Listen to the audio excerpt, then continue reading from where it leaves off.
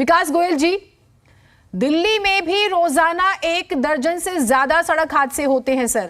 सिर्फ दिल्ली की बात करूं, क्या तैयारियां हैं आप लोगों की भी अपने स्तर पर? क्योंकि बढ़ते हादसों के लिए सड़कों का अगर हम स्थिति देखें, वो भी एक बड़ा कारण है। उबड़ खाबड़ सड़कें हैं, खड्डे हैं, बेतरतीब है, प्रॉपर जो साइन बोर्ड्स होते हैं उसकी कमी का भी जिक्र होता है। मैं बाद में आऊंगी ट्रांसपोर्ट डिपार्टमेंट पर जो क्या आरोप लगते हैं या कैसे लोग लाइसेंस ले लेते हैं बड़े आराम से। देखिए जीनत जी, आज आपने जो मुद्दा रखा है बड़ा ही गंभीर मुद्दा है। आज पूरे विश्व में हम देखें तो रोड एक्सीडेंट 8वां सबसे बड़ा कारण है मृत्यु का। और हिंदुस्तान में जहाँ पूरे दुनिया में लगभग 10.5 लाख लोग हर साल सड़क हादसे से मारे जाते हैं, और दिल्ली में भी 2021 में लगभग 1200 लोगों की मौत सड़क हादसे में हुई है। तो ये एक बड़ा ही गंभीर विषय है। और जैसे अभी वेद जी बता रहे थे, इसके पीछे सिर्फ एक कारण नहीं है, इसके पीछे बहुत से कारण है। ड्रंक एंड ड्राइव इसके पीछे है, लापरवाही, और आजकल एक अमीरी का जो नशा लोगों को दिखाने को हो गया, छोटे छोटे बच्चों को गाड़ी देना शुरू कर दिया। तो बहुत से इसमें कारण है। ट्रैफिक पुलिस की भ्रष्टाचार, जैसे वेद जी ने बात किया, ट्रांसपोर्ट विभाग में करप्शन, मतलब बहुत से इसमें कारण है जिन पर काम करने की जरूरत है। 2012 में जहां 1900 लोगों की दिल्ली में जान जाती थी, आज 2022 में वो आज भी 1200 लोग हैं। तो इसमें कहीं ना कहीं हमें बहुत ज्यादा काम करने की जरूरत है, चाहे वो सड़कें हो, चाहे वो ट्रैफिक पुलिस का मैनेजमेंट हो।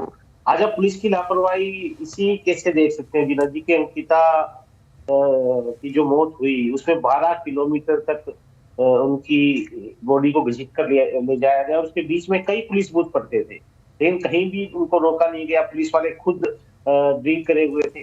तो बहुत सी लापरवाही, बहुत सी चीजें हैं जिनमें सुधार करने की जरूरत है। और जहां तक जिना जी सबसे मुख्य मुझे एक लगता है, जो रात को ज्यादा एक्सीडेंट होते हैं उसमें ज्यादातर रोल जो होता है वो ड्रिंक एंड ड्राइव का होता है। चाहे उसमें पुलिस वालों ने ड्रिंक रखी हो, ड्राइवर ने ड्रिंक रखी हो, उसमें ओवर स्पीडिंग भी होती है, लापरवाही भी होती है, रेड लाइट जंपिंग भी होती है।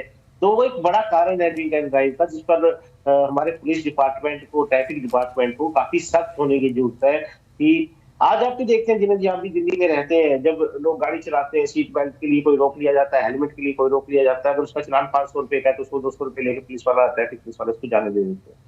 तो ये बड़े गंभीर, जो ऐसे वेद जी ने बताया कि बड़े गंभीर इशू है जिन पे हमें वर्क करना पड़ेगा कि पुलिस, ट्रैफिक पुलिस नियमों का सही से पालन कराए, ओवर स्पीडिंग ना हो।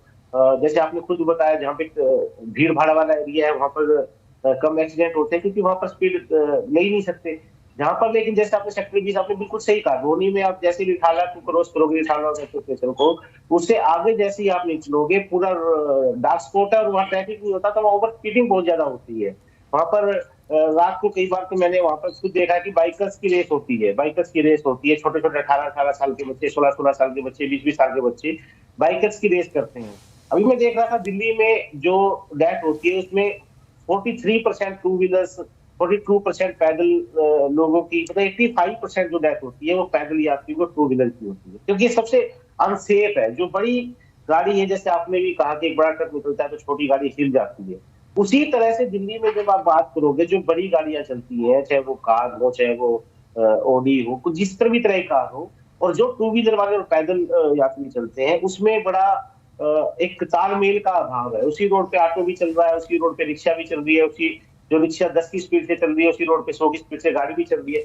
तो इन चीजों को कहीं ना कहीं ठीक करने की जरूरत है कि हर ट्रांसपोर्ट के अलग लेन ठीक, बने। विकास जी ये बात तो ठीक है, लेकिन मैं जरूर चाहूंगी कि आप ईमानदारी से ये बात भी बताइएगा कि दिल्ली सरकार क्या प्रयास कर रही है जो डार्क जोन्स हैं उनको लेकर भी।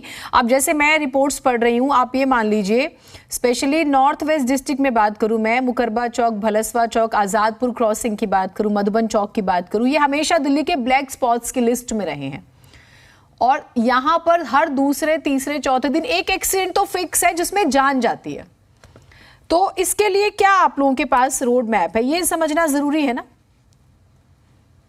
नहीं देखिए जी, बिना राजनीति के मैं एक बात आपको कहना चाहूंगा। अभी आपने भी देखा होगा, सड़कों को बिल्कुल अच्छे स्टाइल में, यूरोपियन स्टाइल में बनाने का एक कॉन्सेप्ट हमने शुरू किया है, जिसमें फुटपाथ को चौड़ा किया जा रहा है ताकि जो पैदल लोग हैं वो अच्छे से चल पाए। जगह जगह डिस्टेंस के लिए ओवर फुट ब्रिज बनाया जा रहा है, तो उस दिशा में दिल्ली सरकार अपनी तरफ से पूरी कोशिश कर रही है, पूरा काम कर रही है।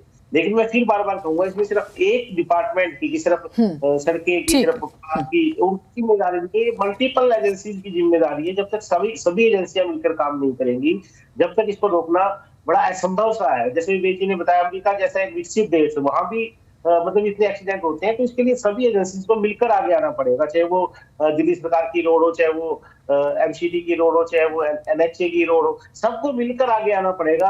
आप देखेंगे जहां पर ये आगरा वाला जो ये टोल टैक्स रोड है, उस पर रात को 150, 200 की स्पीड में गाड़ियां चलती हैं। आगरा एक्सप्रेस, हाँ ठीक है, ठीक है सर। कई बार मैंने देखा, तो ये सारी चीजों को मल्टीपल एजेंसीज को सबको मिलकर काम करना पड़ेगा। ठीक है।